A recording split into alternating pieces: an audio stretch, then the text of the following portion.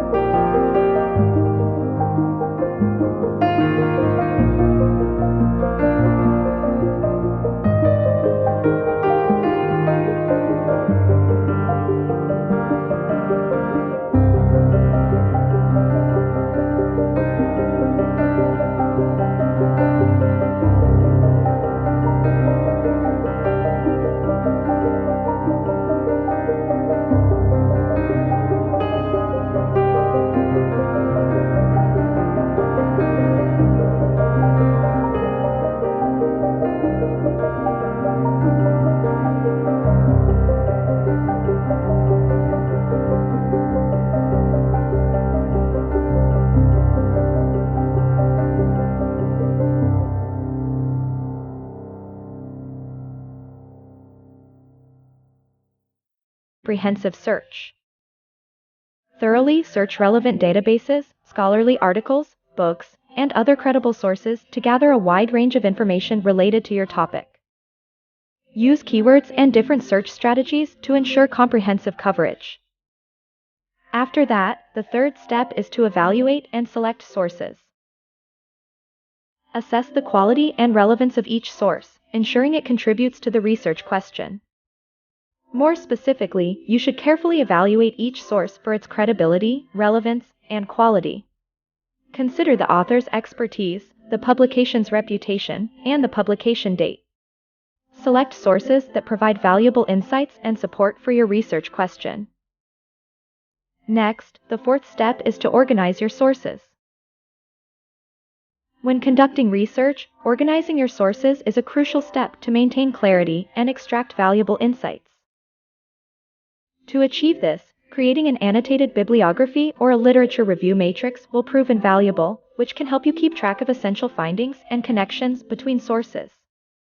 The key is to create a system to organize your sources effectively. This could be through a spreadsheet, a reference management tool, or physical files. Categorize the sources based on themes, subject areas, or any other relevant criteria that will facilitate easy retrieval. If you need tools to help you organize your sources, check out my literature review notebooks and how to write research paper notebooks. I leave the links in the description below. After organizing your sources, it is crucial to structure your literature review effectively. So the following step after the organization of your sources is to structure your literature review. Divide it into 3 main sections: introduction, body paragraphs, and conclusion. This clear structure will help readers navigate through your review and understand the main points you are discussing. Next, the following step, the 6th step, is to write the introduction. Start your literature review by writing a clear and concise introduction. This section should provide an overview of the topic, background information, and scope of the literature review, explaining why it is significant and why a literature review is necessary. Additionally, clearly state the purpose of your literature review, which could be to identify research gaps or critically analyze existing literature. Finally, it is also a good idea to provide an organization of your literature review chapter to help readers understand your ideas. Once you have introduced your topic, it is time to develop body paragraphs. Organize your review by themes, methodologies, or theories, depending on the nature of your research. For example, if you are reviewing articles related to the impact of climate change on biodiversity, you could organize your body paragraphs around different impacts on various ecosystems. Summarize and evaluate the main conclusions of each source in each body paragraph. Draw attention to similarities or variations between different sources and assess the data's dependability and credibility with a critical eye. By doing so, you will demonstrate your understanding of the literature and contribute to the existing body of knowledge. Next, the body section should incorporate the theoretical framework and hypotheses of your study. The theoretical framework helps to guide your research and provides a conceptual basis for understanding the phenomena under investigation. It consists of established theories or concepts that you will build upon in your own study. Clearly explain the theories or concepts you are adopting and how they are relevant to your research question. Additionally, clearly state your hypotheses, which are essentially testable predictions derived from the theoretical framework. Depending on the nature of the research, this step can vary. For example, empirical research, particularly in the positivist tradition, places a strong emphasis on hypothesis formulation and testing. In conclusion, the body section of a literature review encompasses several important steps, depending on the nature of the research. In this section, you need to discuss the research model you will employ to examine the relationships between variables in your study. Based on the research model, you should also present the specific hypotheses that you will test in your study. Firstly, the body section should include a summary of the evaluation of the core literature. When writing a literature review, the body section serves as the meat of your paper. Clearly explain the theories or concepts you are adopting and how they are relevant to your research question. Once you have completed the body section of your literature review, it is essential to conclude your review effectively. In this section, summarize your main findings and arguments presented in your review. Additionally, highlight any research gaps your review has identified, which could open up avenues for future research. Lastly, propose potential future directions based on the reviewed literature, showing your ability to think critically and contribute insights to the field. Finally, the final step, Step 9, is to revise and edit your literature review draft chapter. Step 9. Revise and edit. After completing the initial draft, revise and edit your literature review. Ensure coherence, clarity, and logical flow of ideas. Check for grammatical errors, formatting consistency, and proper citation of sources. Consider seeking feedback from peers or mentors to improve the overall quality of your review. Following these steps will help you produce a comprehensive and concise literature review. Remember to stay organized, critically analyze your sources, and maintain focus on your research question throughout the process. This is just an overview of the steps of writing a literature review. Watch this playlist next to learn more about writing a literature review. Once we have an overview of a literature review and a good grasp of the steps of writing a literature review, let me move on to show you the literature review format. I'll also show you 2 examples and templates. A literature review follows a specific format and citation style, such as APA American Psychological Association or MLA Modern Language Association. Here is an example of the APA format for a literature review.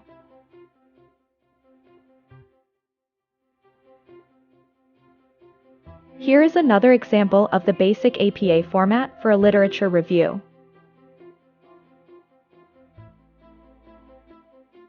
If you want step-by-step guidance on planning and conducting a systematic review and literature review and saving time, please check out my research notebooks, such as the How to Write a Research Paper, Templates for Academic Search Record, Read, Analyze, and Literature Review Outline, link below.